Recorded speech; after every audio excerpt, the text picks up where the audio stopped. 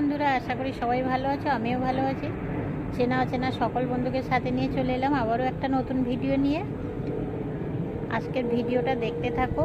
আর আজকের ভিডিওতে রান্নার সময় আমার সাথে কে ছিল পুরো ভিডিওটা দেখলে বুঝতে পারবে।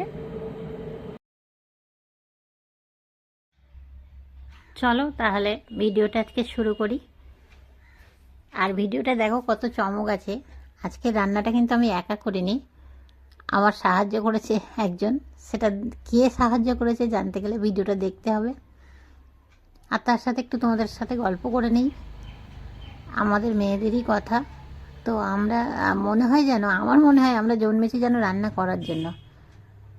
মেয়েরা যতই বড় হোক, যতই বড় চাকরি করুক, যতই বড় পদে থাকুক, তো যতই কি বলি, সে বড় বড় সেলিব্রিটি হোক, তবু রান্নাটা যেন আমাদের সাথে অঙ্গাঙ্গিভাবে জড়িত।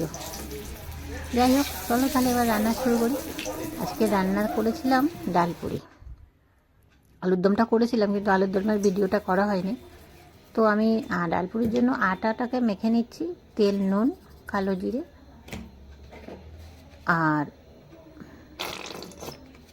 চিনি দিয়ে, আর হালকা গরম জল দিয়ে আমি আটাটা মেখে নেব। আমি ময়দা ব্যবহার করি না।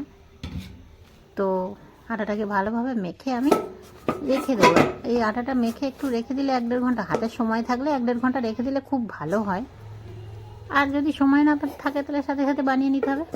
এদিকে আমি ছোলার ডাল ভিজিয়ে রেখেছিলাম, সেটাকে আমি মিক্সিতে পেস্ট করে নেব আদা আর কাঁচা লঙ্কা দিয়ে। পেস্টটাই হয়ে গেছে। পেস্টটা পুরোপুরি কিন্তু মিহি করে নিয়ে, একদম পেস্ট করে নিয়ে একটু একটু হালকা দানা আছে। এবার এটাকে তেলে ভালোভাবে কষিয়ে নেবো। তেলের মধ্যে আমি কালো জিরে করে আর আদা কুচি দিলাম। লঙ্কা দিলাম না, লঙ্কা বাটা দিলে দেওয়া যেতে পারে, কিন্তু আমি লঙ্কা আগেই ডালে দিয়ে খেয়ে নিয়েছিলাম। এবার নুন হলুদ দিয়ে ভালোভাবে শুকনো শুকনো করে কষিয়ে নেবো এটাকে। পুরের জন্য এই ডালটা আমি তৈরি করে নিচ্ছি। তো তোমাদের সাথে বলেছিলাম যে আমার রান্নায় কে সাহায্য করেছে, তোমরা দেখো, সাথে থাকো বন্ধুরা। আর যারা আমার চ্যানেলটা এখন নতুন দেখছো, সাবস্ক্রাইব করে দিও, পাশে থেকো তোমরা। ডালটা কিন্তু অনেকটা শুকিয়ে এসেছে। এই ডালটা কিন্তু এবার আমার তৈরি, রেডি, একদম শক্ত শক্ত হয়ে এসেছে। এই রকম না হলে ডালপুরিটা ভালো করা যাবে না, বেরিয়ে যাবে বেলার সময় পুরিটা। তো দেখো এবার ডালপুরির আমাকে ডালটাকে পুরটা বানিয়ে দিচ্ছে। দেখো এই যে আমাদের পুচকি অনুপা, রেখে দাও আমাদেরই এক মেয়ে, বলছে আন্টি আমি তোমার পুরীর পুরটা বানিয়ে দেবো। আবার হ্যালো বললো তোমাদের। তো এবার আমি আটাটা দিয়ে লেচি কেটে নিচ্ছি। দেখো বন্ধুরা কীভাবে ডালপুরিটা বানাতে, খুব সহজ পদ্ধতি।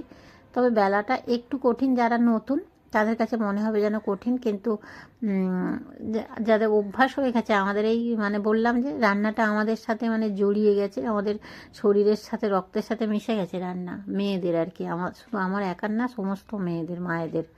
তো রান্না করে করে একটা সময় তো কিছুই পারতাম না, করতে করতে এখন মোটামুটি সব শিখে গেছি, পুরো শিখেছি বলবো না। তো এবার ডাল ভরে পুরগুলো, আটার মধ্যে ডালের পুরটা ভরে নিয়ে এইভাবে আমি একটা থালার মধ্যে তেল মাখিয়ে রেখে দিচ্ছি। এবার হালকা হাতে বেলতে হবে। এই বেলাটা একটু কঠিন, বেলে নিয়ে গরম গরম তেলে ভেজে নিলেই তো ডালপুরি তৈরি। এই যে তোমরা তেল দিয়েও বেলতে পারো, এটা তেল দিয়ে বেলা যেতে পারে। আমি একদম সামান্য করে আটা দিয়ে বেললাম, তেলেও বেলা যেতে পারে, কিন্তু আমি আটা দিয়েই বেললাম। আমার মনে হলো আমি একটু হালকা করে আটা দিয়ে বেলে দেখি। তো এই যে ডালপুরি ভাজা হচ্ছে, চলো ডালপুরি ভাজা দেখে নাও, আর সাথে থাকো, পাশে থাকো, বন্ধু হও সবাই।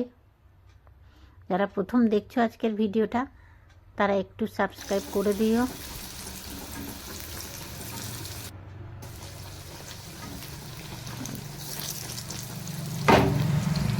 বাস আমি ডালপুরিগুলো ভেজে সব তুলে নিলাম, সাথে একটু মিষ্টি মুখের জন্য কয়েকটি লাড্ডু দিয়ে দিলাম। এই ছিল আজকের রান্না। আর ভিডিওটা ভালো লাগলে পাশে থেকো। এখানে শেষ করলাম। বাই বন্ধুরা।